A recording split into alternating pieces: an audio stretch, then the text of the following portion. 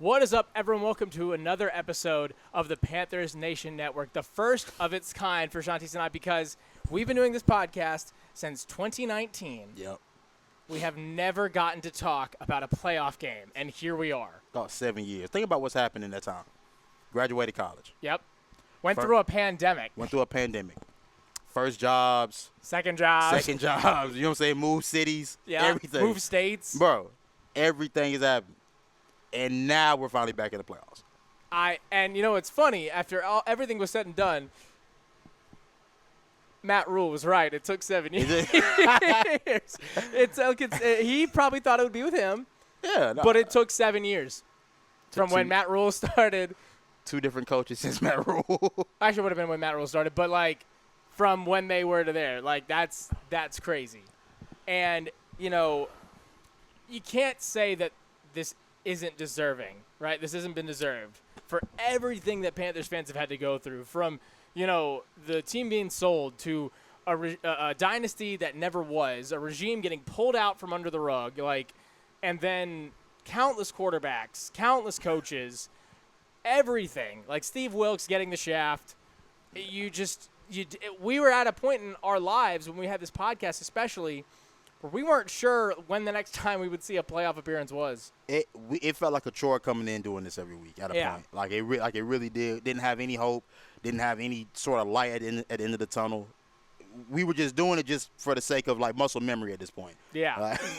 But, I mean, to see this team turning around under Dave Canales, who would have thought in year two he could flip this team from, 2-15 when he took it over, 5-12 last year, and now – obviously, we would have loved a winning record, but 8-9, get yourself a chance for the playoffs at the end of the season. Something we've been asking for a long time. Haven't had that since Steve Wilkes, and you made it.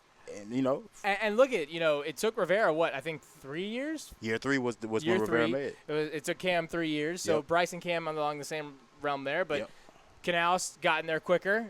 You know, if you want to put it that way, and then you also, like, everyone talks about, you know, losing records in the playoffs. Well, Panthers fans know better that we won this division 3 years in a row with only one winning record in that time frame. Yeah.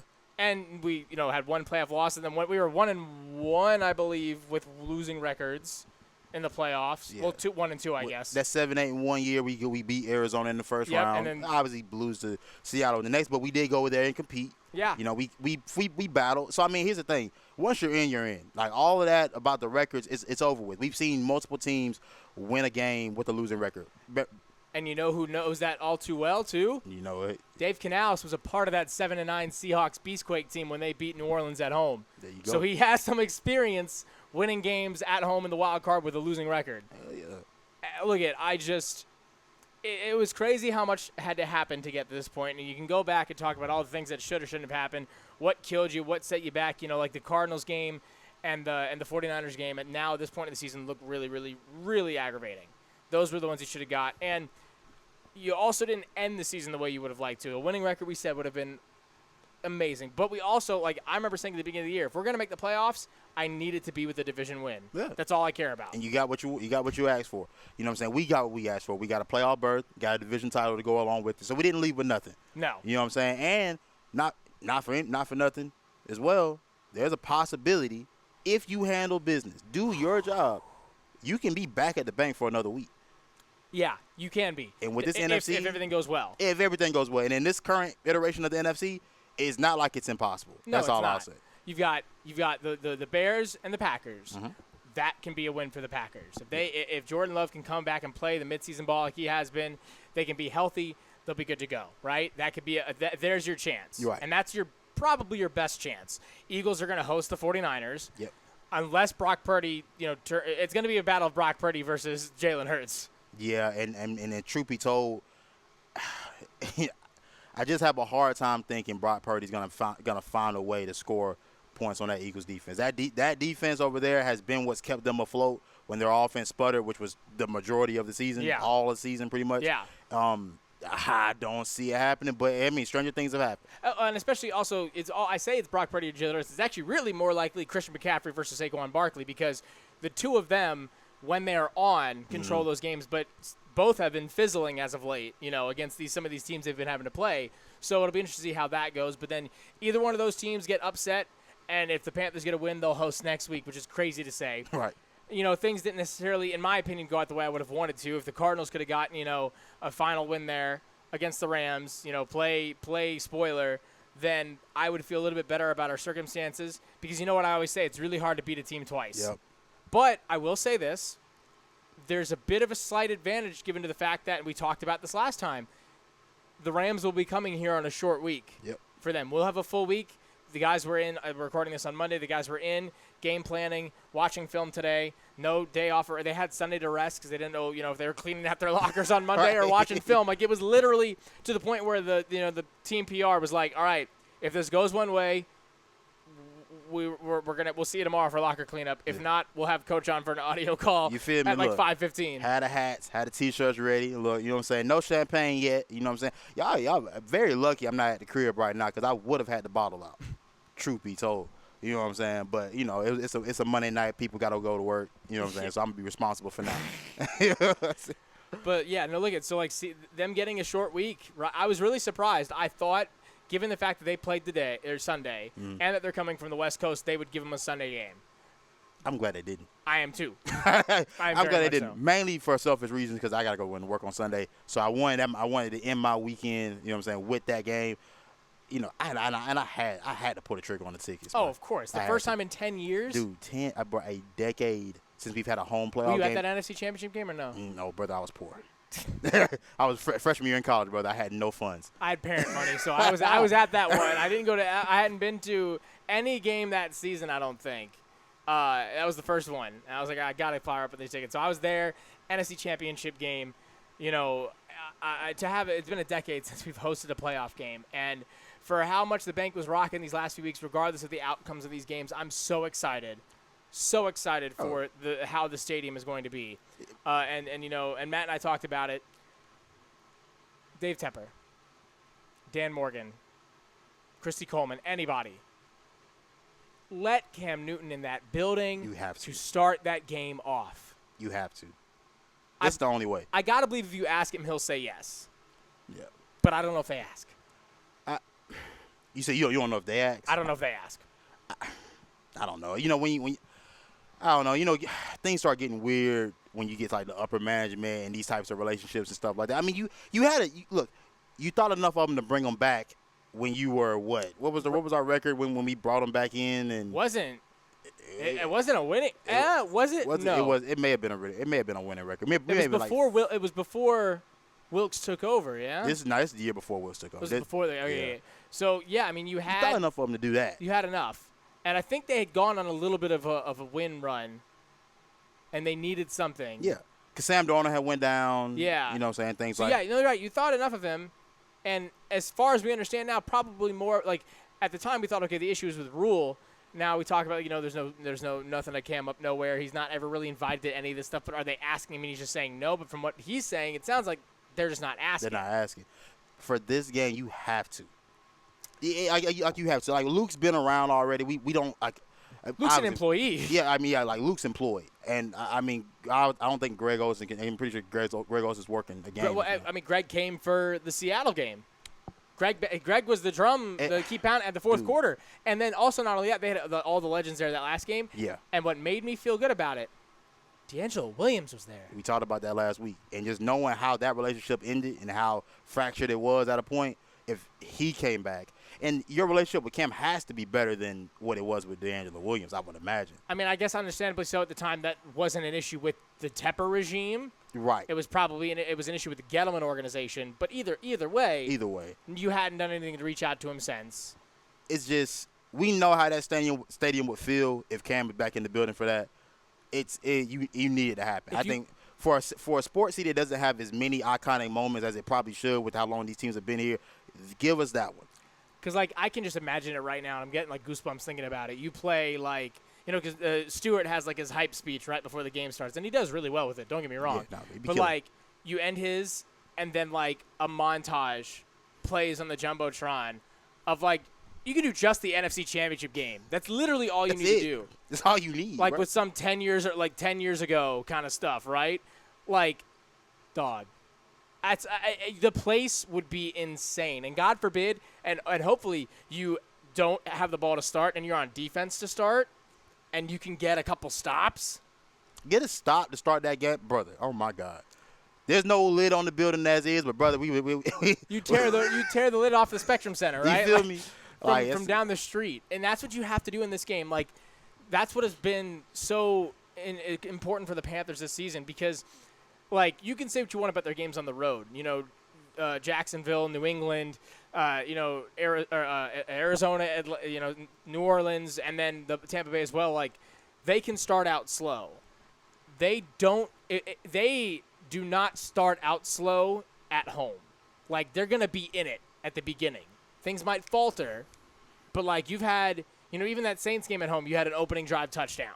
Mm-hmm. Things fizzled out. Against the Bills, you didn't score, but you drove downfield on them, and you handled your business.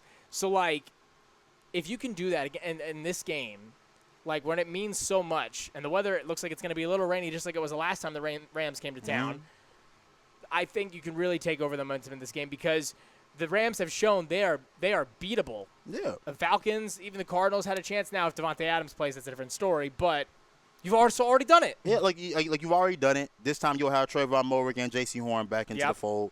So, look, they can say we were missing guys. We were missing guys, too. We were missing two critical guys, knowing how good our defense has been when those two guys are on the field. Those are two very critical pieces into what we do. So, you know, like I said, I like our chances. I can't say I hate where we're at. I mean, we do have a chance. Is it the favorite matchup that I would have liked to have pulled? Not necessarily, but look, once you're in it, you're in it, and this is what we asked for. All we asked was for an opportunity to be in the dance.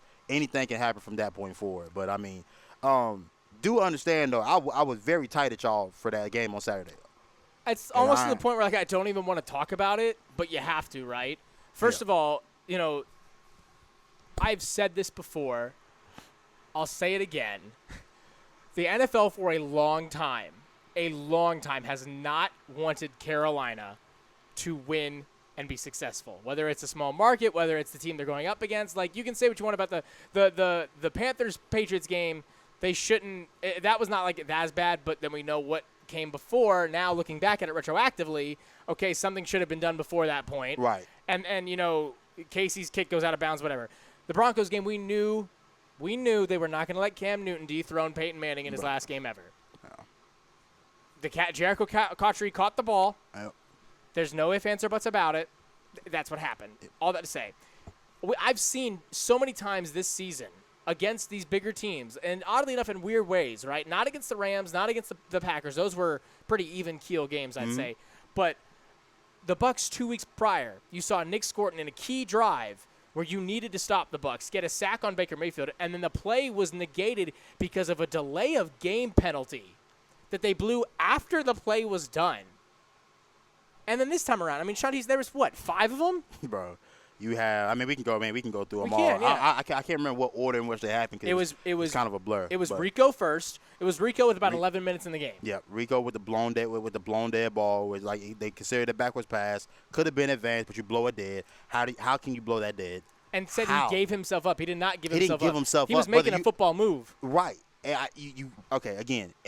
you cannot blow that dead. No. That's a live ball. Let it play out.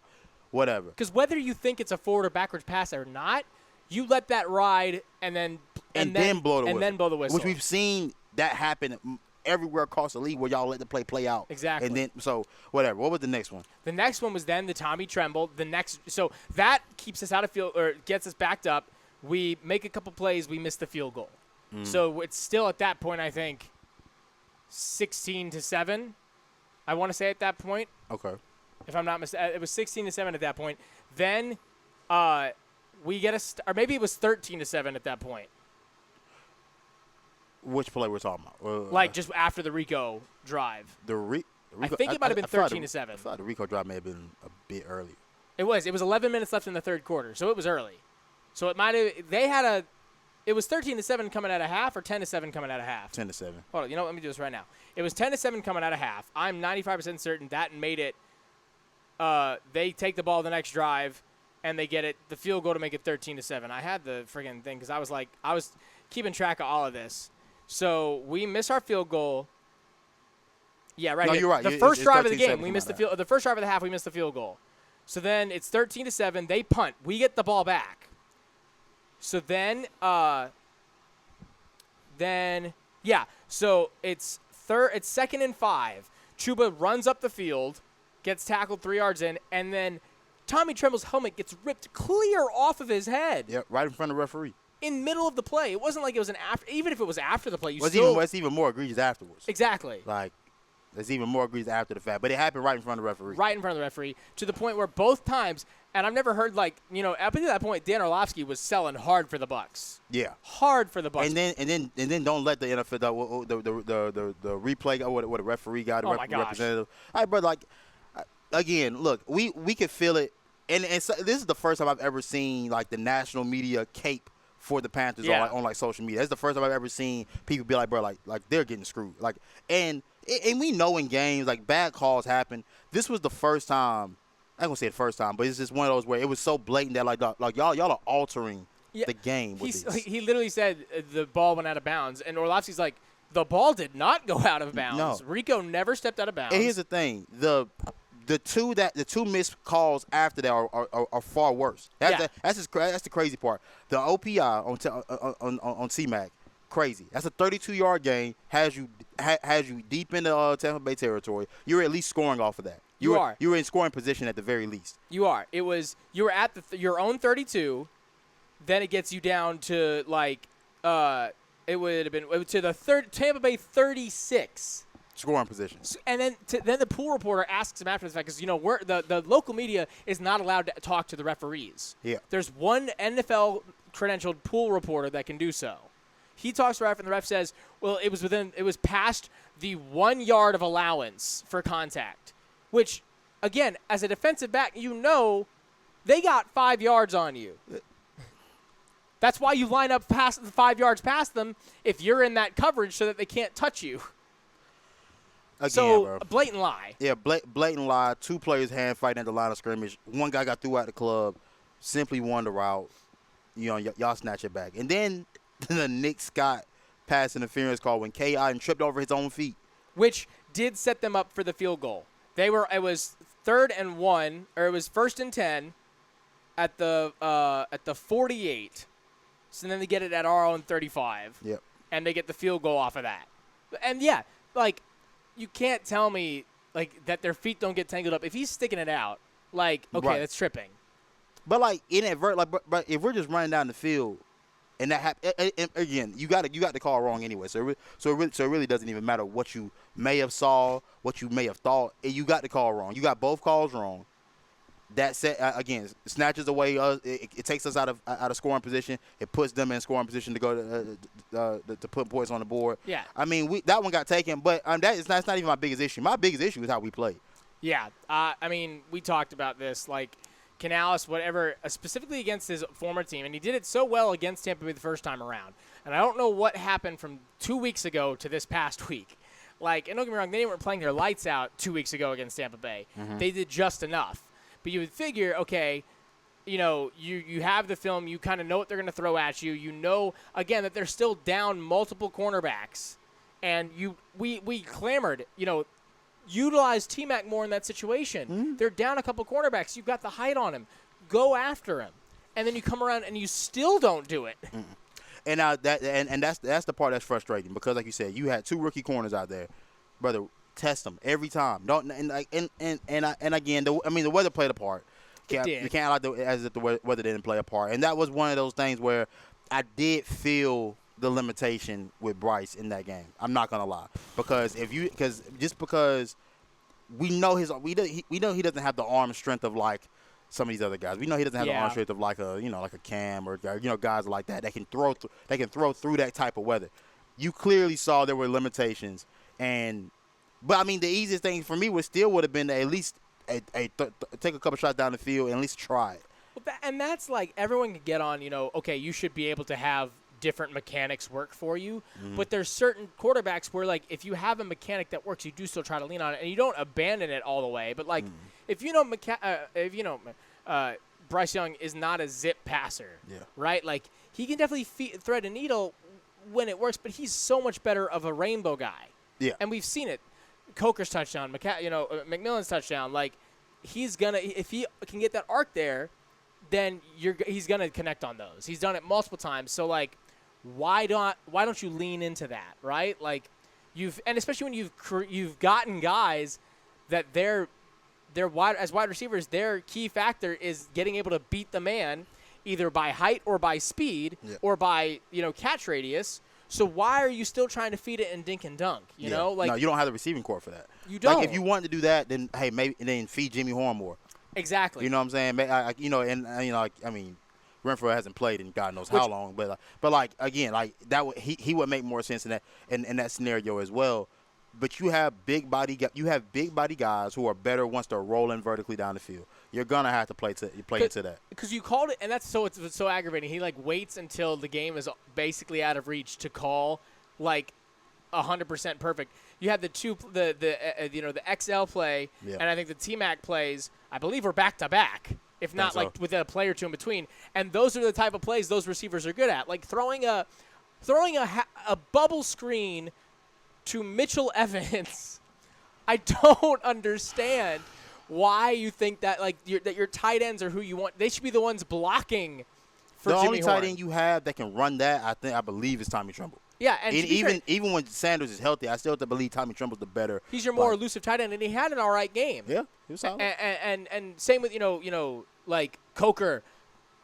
Like when we've seen him have to go, he's like, you use him so sparingly, but every time you use him, he proves himself. That touchdown was insane. Yeah, and that's where I think I need to get. I really need this team to look. I mean, it's do or die now. So there is no holding back. Yeah, balls to the wall. Yeah, throw everything you got at these boys. You got it. I mean, look, you utilize Coker more in terms of snap count because he was out there 92% of the time. Is the number I heard? I believe. Yeah. All right, you got to utilize. He's got to get more targets. He has to get his. Truth be told, he's got to get as many targets as T-Mac is getting. He should. Just based off production and how he's been since he's come back off of injury, he's got to get that. He's got to get those touches. What's the point of keeping him out there on the field for all those snaps if he's not going to touch the rock? Like, you're taking XL snaps, which understandably so. Yeah. But that I hope that would then mean that we're going to start feeding Jalen Coker like he's a feature on this offense and not just a side character. Because he should be. He's proven himself to be able to be so. Like, guys like Bryson Tremaine, Jimmy Horn, like Mitchell Evans, I understand the need there. But, like, again, also, you need to give them their fair due. Like, Bryson Tremaine had a good couple plays there. But, like, Jimmy is so apparently, like, clearly gun-shy. Like, he probably could have stayed in bounds on that play. Yeah, he just made the play. I mean – but if I'm that guy, I'm like, okay, I barely get in as it is. Let me catch my ball. Let me just make the play. They just make the play. But again, I think as we going into this game and then going into the hopefully the games in the future this season. You know what I'm saying? We ain't done yet. Yeah. You got to start utilizing these guys that can really threaten these defenses. I mean, truth be told, I know this is gonna be I guess a hot take, I guess, but say what you will. You actually do need XL to get going. You do. It helps. It really does help because that's another big body athletic guy that can create problems. But not only that, I really would like to see him and Jimmy Horn on the field at the same time because those are your two best as far as like just pure athleticism guys. Those guys can actually threaten these teams that down the field to the point where it does dictate. All right, how do we have to play these coverages? I would love to see Jimmy Horn get some of these over routes that that XL and T-Mac get. You have like a Madden-esque style offense of like what the things that you want, right? Like you've got various weapons, and that's the thing we've clamored for week in, week out. You have multiple different guys, use them as such. In the games where Bryce is cooking, he's doling it out to every single receiver. You have a wide receiver core where, in my opinion, just off of like not potential, but just skill set in terms of what they can bring to the table physically, and then if you can create a pattern they could produce, you should never be running, in my opinion, a double tight end like route set. Very, very, very few and far between. You don't have the guys for it either. But he tries to. He tries. Like, whether Tremaine is like a pseudo tight end or not. But like XL, like you said, he's that big body, like a tight end that's fast, essentially. Right. Like that you want in the middle field. Like that play, again, on that scoring drive, he's running just a dig route, and he handles it perfectly. The first play, it's wet, it bounces off his hands. Yeah. The one thing he could have did better, I think Dan O'Liffe said during the broadcast is bend that more toward the middle. Yeah. Give your body, give your quarterback more of a surface area to throw that ball into, cradle it. We know this is gonna be hard to make hands catches in this weather. cradle it, which has been how he catches the ball anyway. I know. You know what I'm saying? To be told. So, like, that's what he could have did better on that play. But, I mean, our guys struggle early, like, anyway, and as far as catching the ball in that first half at least. Yeah. So. And I guess that's the thing. They just use your guys with skills that they have, right? Like, XL is going to be your turn and burn. Like, T-Mac is better for those kind of routes, in my opinion, than XL is. Like, if you want that bend route, over the middle. Mm-hmm. Like, to be really truthfully honest, T-Mac is the guy that you have that can line up anywhere on the field. Oh, yeah, that's why he's got 1,000 yards. And in my opinion, you would have, to be really honest, like an XL and a Coker on the outsides and run T-Mac in off the middle. Not obviously for slants or whatever, but for the catch radius that you says he has, I'd rather go throw a slant to him. Yeah. But all that to say, then you got to get your run game going because that's the biggest part. It's been a whole different story than it was the beginning of the season, and whether teams are finally queuing up to it, and knowing that the weak spot is making Bryce lead the whole game. Yeah. But you got to either throughout it, you got to play better. You got it has to happen. I mean, we've been begging for it for at least a month now. I remember we kind of got it in that Rams game, the first go round where Chuba started to have his moment where he got going. And the Bucs game kind of too. The Bucs game kind of sort of.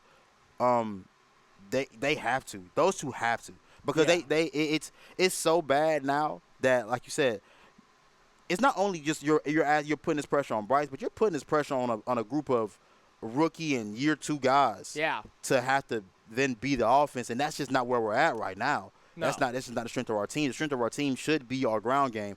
Then you have hard decisions they have to make on the offensive line because I imagine a lot of what's starting to happen now is we may have maximized this offensive line to its fullest potential with the amount of guys we've had to rotate in and out. Definitely. And I believe that it's calling desperately to get one of your guys back, but it's hard because how can you ask a guy in Robert Hunt who hasn't played pretty much the entire season to then go into a playoff game and be physically fit enough to make it through a 4-quarter battle? So to be fair, and because you're right, I think that's a tough sell. But to be fair, they have had the opportunity, obviously, to play him since Tampa Bay the first time around. Mm-hmm. And I think they, by design, have been holding him out so that he doesn't overexert himself early. I believe that he's going to be starting this week. I think you have to. It's do or die. Yeah. And as it is. So for Robert Hunt, as far as a competitor goes, I think it'll be hard pressed to keep him off the field. Yeah. And maybe you make sure that your best get backup, whether it's Curran, whoever you want it to be, is ready to go in case he has to come out. But if you want the run game to be to facilitate the way it has been, you got to have Corbett in the middle and then Lewis and no, I need Corbett off the field. I mean, I'm sorry. Cade Mays. Cade Mays in the middle, Lewis and Hunt on the sides, Moton and Ickey on the outsides. Yeah. That's what you – and to me, that's been your best offensive line. And that's the group that we thought we were going to see. Well, obviously, Mays wasn't starting at first, but – that's who we kind of wanted to start. That's who we all wanted for a very long time. So, yeah, and I mean, and then I saw him answer questions about David Moore as well in that presser. I'll say, I think it's too late to bring him back now. I agree. I think because like he said, even even when he was asked the question, if a guy comes up, somebody has to go down. Yeah. And the guy that was down before was Jimmy Horn. Now, if you feel like David Moore because I don't think Jimmy Horn's going back down now. No. I think the guy that will be going down is XL. Truth be told, you can't make that switch. And I mean, there's a lot of people I think a lot of people within the family that would disagree. Of course. And I can't say that I blame them. It's just hard. Like, do you think you're going to be a better group if you throw David Moore out there? That you give Bryce a guy that he trusts. But again, this is also the same situation where you lost him against New England. Yeah. That's been this is a totally. A receiver's a whole different. That's a different beast. There's a timing factor with this. We can't just run the ball and get you back in. Like with Robert Hunt, we're gonna run the ball a few times to get you back going. Get your hands on some guys, move somebody out of the way. I can't recreate that timing with the quarterback at receiver like that. That's a hard thing to ask. to be honest, the only benefit of bringing him in is that the defense pays so little attention to him that he gets open some way, shape, or form. But are they? To be honest, they're probably doing that more often than not with XL as it is. From just like in the red zone, like just to even be like in the red zone, it doesn't matter what XL has done from a catching or not catching, a field awareness. You have to cover him in the red zone. Right. You cannot leave him uncovered from sheer just body size. Yep. Like, that's just – it's a non-starter. David Moore, you can kind of let him slink through the cracks. If I'm running a zone defense. Yeah, I think the benefit to Moore is he's a veteran. Obviously, he's been in these games before. So that's the benefit, though. That's the large benefit. But he's been out for so long that it's hard. Like you said, that's a hard position to then try to get you back up to speed. It's a timing thing. Yeah, I can't. I can't move on that. I'm not set on that. In a game where you need everything, like, maybe if you want to like put out like a Tremaine, but you need him for blocking, or maybe one of the three tight ends. Because now that heavy set you have with the two tight ends and the one wide out, right. that's gone. You can't do that. So maybe a third tight end you take out. You don't necessarily need all three tight ends. Or you can use Coker in now. I think they use Coker in some of those. I think they used Coker in that formation list past weekend, if I'm not mistaken. I believe they did. So maybe if you bring more in from maybe like a special team standpoint, because they still don't know who in the hell. But then I don't want him coming in and returning punts or fielding kickoffs. I think it's too late for that. Nah, ETN, he fielded some good punts. He did, yeah. I don't know how he caught that one. Oh yeah, no, he risked it. That was his job security basically. Yeah, no. It's crazy though. I know it's sidebar, but I would like to see ETN get some running back touches. I don't know what happened to his touches at all. Like he just disappeared. Because we needed him when Chuba wasn't in there, but he made it. He showed that he could do it. He made some play. I thought he played well. I don't know what he does.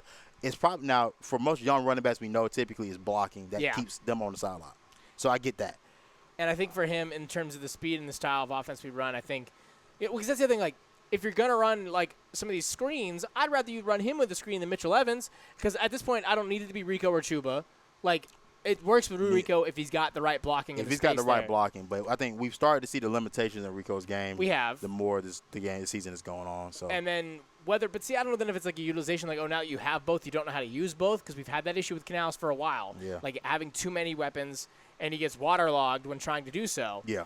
But the biggest thing, honestly, we talk about offense. We know it's going to be year in and year. It's been week in and week out, and it's going to continue to be, is the defense. Yep. This defense has to step up. You had no Turk, weirdly. You had no Claude and Cherilus last week, And to be honest, the guy who needs to have a legacy game is J.C. Horn. Yeah. And not from he's not getting targeted because I don't think he got targeted maybe more than 3 times in that Tampa Bay game again. I don't think he got targeted. They didn't target him at all. I think he didn't get targeted at all, and that's the second time they played, and he just did not get a target. But so, you got to force a turnover like you did last year, yep. or against the Rams the first time around. I'm not expecting a pick six and a pick. I'd like one. Would love one. Need one. Yeah, you do so incredibly well when you put yourself in that position. I mean, it was the only way that was the first way the Panthers scored last week was off of Roseboom playing a great. He has, again, flipped the season around. Everything we've thought about Roseboom has turned out. Yeah. And he needs to have a game like that. Yeah. And then, by God, you have to get after the quarterback. You got to. And that was probably the most egregious thing from this defense this past weekend was the myriad of times you had Baker dead to rights and you cannot finish. You cannot finish. I mean, I love Nick Scordon, but if you look at the third down play where they convert, which pretty much ended the game. And I understand. Hey, they've been running this all game. You scream down the line of scrimmage. You make that play. He's made that play a lot during the season and in that game. I know. My thing is like, for me, I know you can probably think that you can block it or do whatever like to deflect it.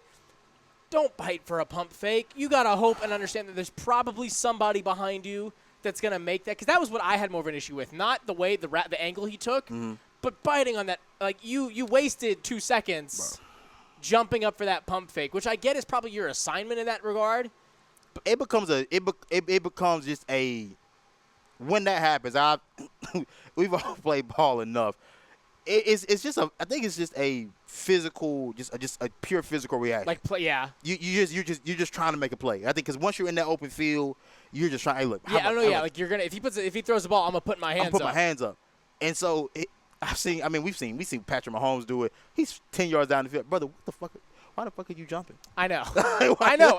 And the crazy part is that he jumped and then it still worked. They still converted it off the pass. So it's like. And I know, because I know these young players watch and they listen. So Scorton, we understand that was probably your assignment. No, you just trying to make a play, dog. Yeah. And don't take too much. I mean, you see where I'm at. I'm on the couch talking about you right now. You know what I'm saying?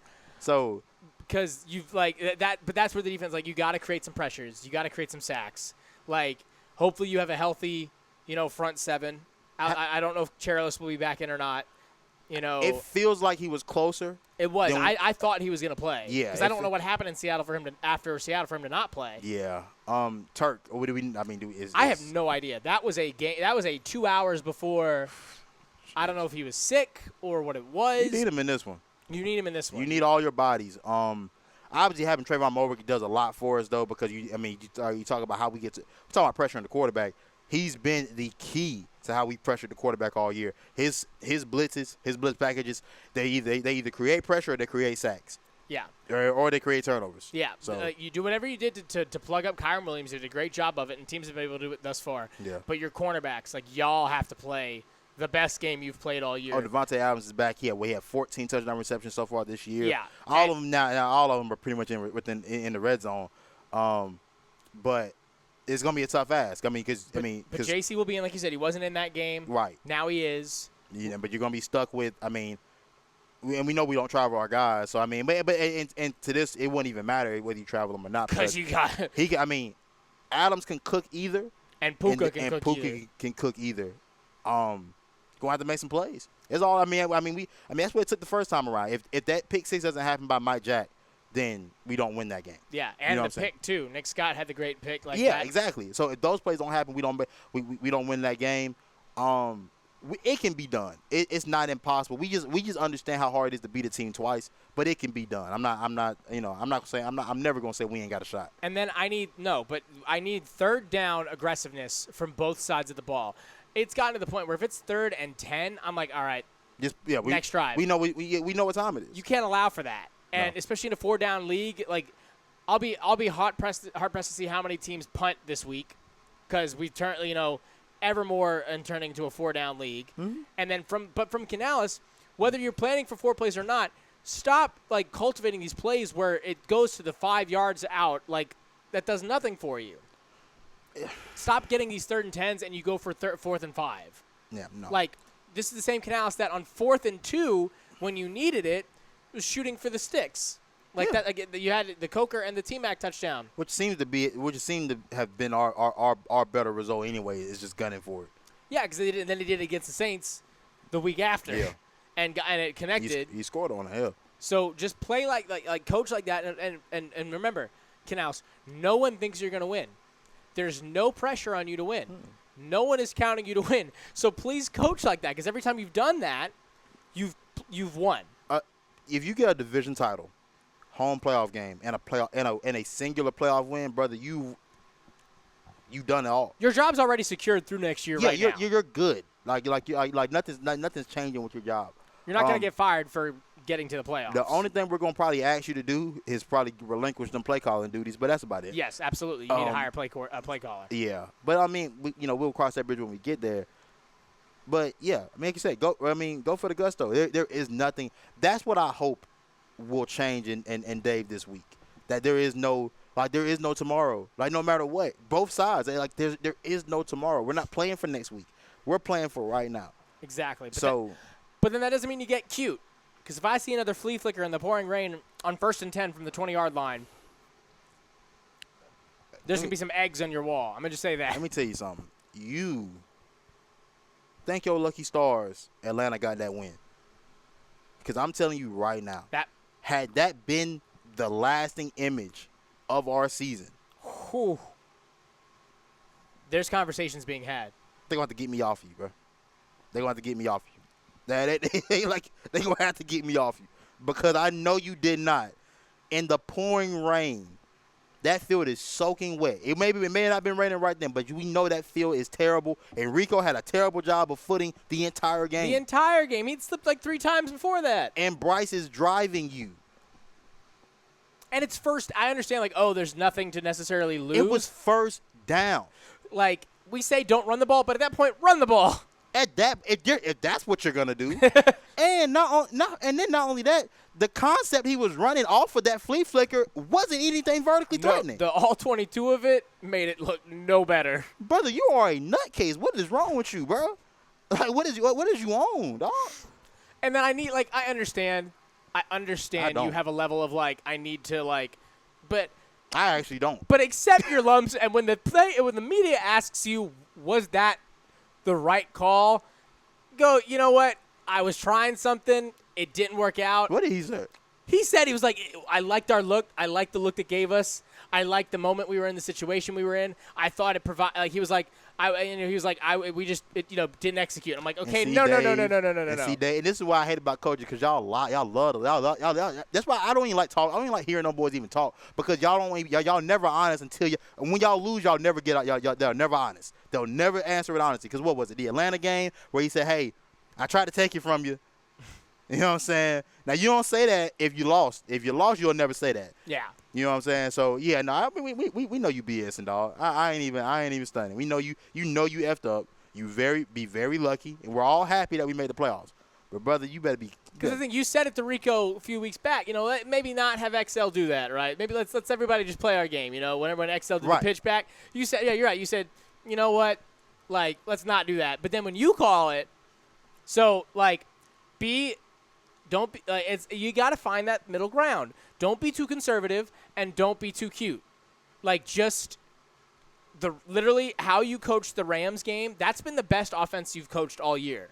Probably the most balanced from playmaking from all over the field in terms of running backs. Being it wasn't too run heavy. It wasn't too pass heavy. You had guys make timely plays, 4th and 2. I mean, spread the love. Yeah, you do did that.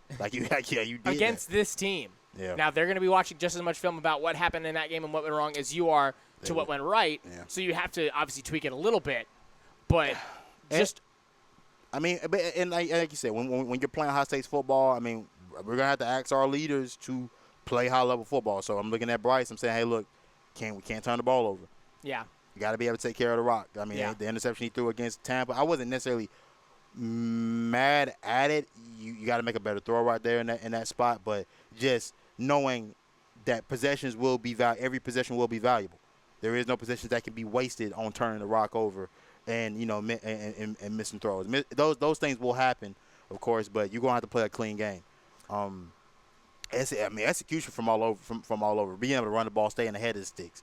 That's gonna be pivotal. If you can keep yourself in 2nd and 6, 2nd and 5, then that changes everything. Playbook's totally open. What you can do. Now the cute stuff, you can maybe open it up a little bit, I guess. You know what I'm saying? If you want to. I prefer you not. But, you're probably not going to listen to us know how. So, I'll finish it with this, and credit over to the great Mike Kay from the Charlotte Observer for kind of breaking this down. And he was doing so at the time thinking that this might be the end of the season, so this is what we got to do, right? But if you looked at the statistics and where the Panthers have fallen as far as the season or the NFL goes offensively from last year to this year, there was a decrease. There was a decrease in a lot of key categories. And I'm scrolling because, Mike K., you tweet a lot. But let me see if I can find it. Where was it at? Okay. From 2024 to 2025, points per game in 24, the first number I read will be 24. You had 20 points per game. That was 22nd in the NFL. Mm-hmm. This year, you're 18.3 points per game. Yards per game, 298 in 2024. You were 29th in the NFL. This year, 295. Now, still, that's going to be 297th, probably in the bottom third of the league. Passing yards per game, you were 187.5, which was 30th.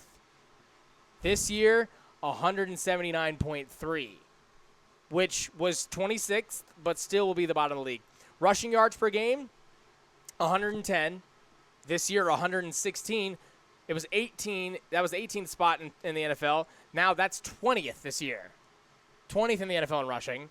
Okay. Third down percentage, you were 36.02, which was 26th in the league last year. This year, we're 36.10, 25th in the league. So, like, a literal slight. Yeah. Fourth down is the key one. You were 46.6 last year, 26th in the NFL. This year, 67.5 from fourth down. You're fourth in the NFL. Yeah. And then red zone percentage, you were 62%. You were ninth in the NFL. This year, 53.3, 25th in the NFL. So in every conceivable category offensively, you deteriorated outside of fourth down conversion rate. Yeah. So this really did kind of save the narrative around you, because offensively, while the games have been, it seemed like they've been more of shootouts. Yeah. You've done worse statistically. Let me ask this, though. The kickoff rule, that started this year, right? It did. I think that this had might a warp lot some a little bit, yeah. I think this had a lot to do with a lot of offense around the league. But not red zone percentage. And not third down conversion percentage. Yeah. No, Those you're right two. on that. So, but I get you on the yards per game. The main point still stands. You've called it tighter. It's just been weird because, like you said, at the end of last year, obviously, we weren't playing for anything pretty damn early in the season last year. So, it was more free flow, balls to the wall. Let's shoot out. You know what I'm saying? And I'll argue you have better weapons this year. Not really even an argument per se. It's not even an argument. You drafted your big splash guy. You signed another 1,000-yard rusher. So who did get to 1,000 yards? He got that money. He didn't get the for the touchdown. And then congrats to T-Mac. Most reception yards by a Panthers rookie. Yeah, I think it was. We needed you to do that. I think everybody needed that one particular name erased from the memory. Oh yeah. But shout out to T-Mac though. I think he's been everything and more. Oh, absolutely. Like he's been much more than what I think we thought we were. Like obviously we had our thoughts about who we should have taken. But T-Mac has answered all those questions. He's exceeded all expectations. He is a wide receiver one, no doubt about it. The next thing for him is, hey, how can you get better in the following years? And it starts with this week, and I need more than the air I breathe, the legacy game from Bryce Young, T-Mac.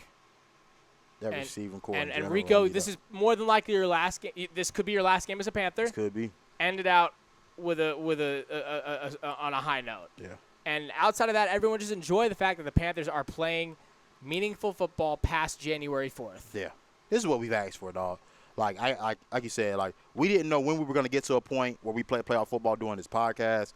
You don't even know when you're going to get a chance to see your team play in the playoffs in general in this league, because it took us 8 years to get back, but 10 years to even get a home playoff game back in the bank. Enjoy these moments. Just soak it all in. This whole week, just soak it in that you won your division and that you earned the right to be here. You know what I'm saying? Like, no matter whether you had to wait for things to fall your way or not, like, this is how the cookie crumbles sometimes in this league. So, yeah, just enjoy it all. And, you see what I'm rocking a Super Bowl patch because, look, man, aim high because, look, shit. I'm a little more conservative. Let's just get to – Man, look, because, look, bro, at the end of the day, why not us? Like, why not? We already here now. All the analyst stuff be damn. Like, bro, why not us? Exactly. Why not us? Like, but until then, keep pounding.